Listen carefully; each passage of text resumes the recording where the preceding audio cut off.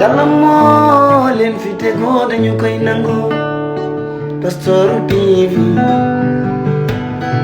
Pastoru TV, lu ngeen dugg dafay baax. Pastoru TV.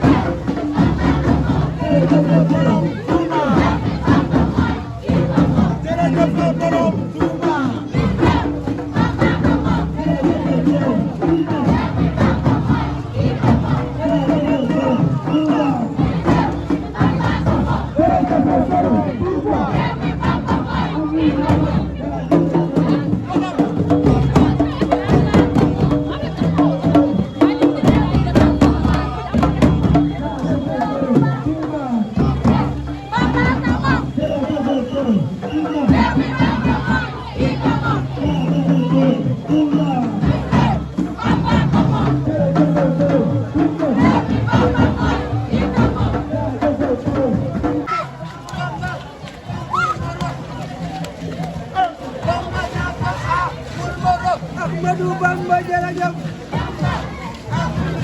Ahmadou Bamba jërëjëf. Bamba dafa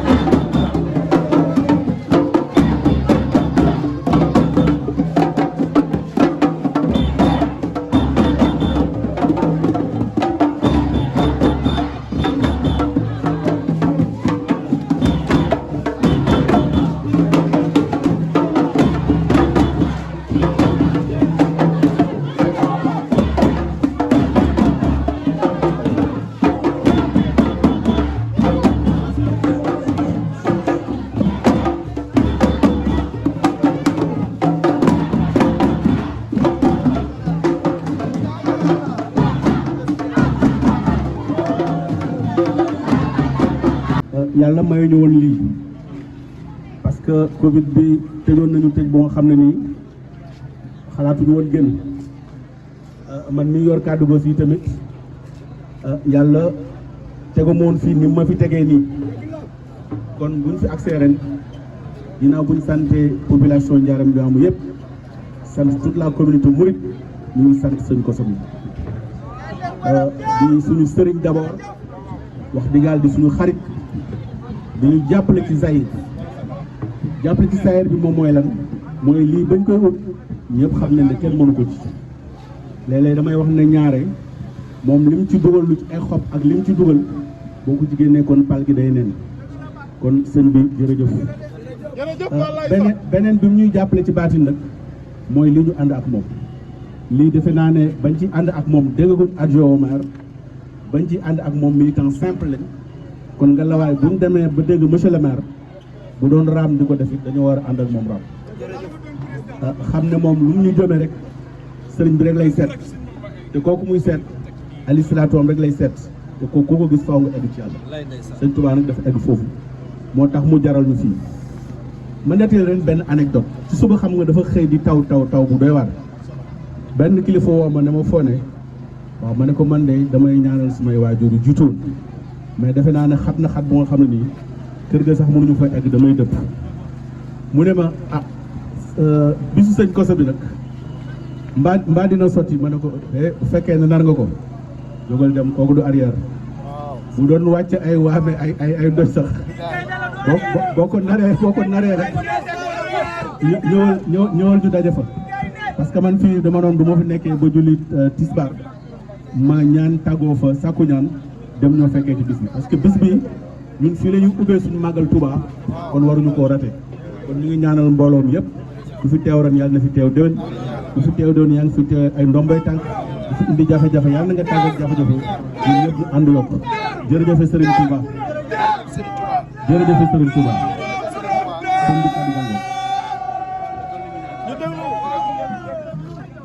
mbokki taalibe yi maa ngi leen di nuyu kenn ku ci nekk nuyoo ba yàlla ci moom di rafetlu bu baax a baax marche bi di ci am mbégte bis bii la ko suñu maam Thierno Ibrahim demaloon Serigne Touba Ndar ànd ak taw bi comme ni ñu àndee ak moom bis boobu wax nañ ni Thierno bi muy ñëw dafa tawti Serigne bi muy génn sax ndox maa ngi wàcc kon loolu day taw feex ci ñun ren la màggalu Touba ci boppam màggal gi ren lay am téeméeri at ñuy lancé waat bis bi maam Thierno Ibrahim demaloon Ndar Serigne Touba di ci def marche Bamba du morom bi ànd ko ak monsieur le maire de Ndiarème Limaamo docteur Mor Waré Gueye comme ni ngeen ko gisee gisal ngeen ko seen bopp soxlawul ma leen di expliquer ci taw bi la ko ànd ak ñun di xuus ci ndox mi ànd kook ñun fépp ba fii ci buntu maire bi ñu yëkkati kàddu jox ko ngir xamal nit ñi taxawaayam ak fonkam population ak àndam ak population ba lu ñu nekk mu ngi ci kilifa yu bëri waxtu yi boo leen bëggoon a génnloo ci taw bi duñu génn man jàpp naa ne ni leen ko campagne yi jaralee woon nu ko raw la leen ko Sëñ Tuubaa war a jarale du moom dong lañ invité woon képp kuy maire Géejawaay joxoon nañ la invitation mbaa ñu ñëw ba ca yow moom seul mooy ki ñëwagul nii tey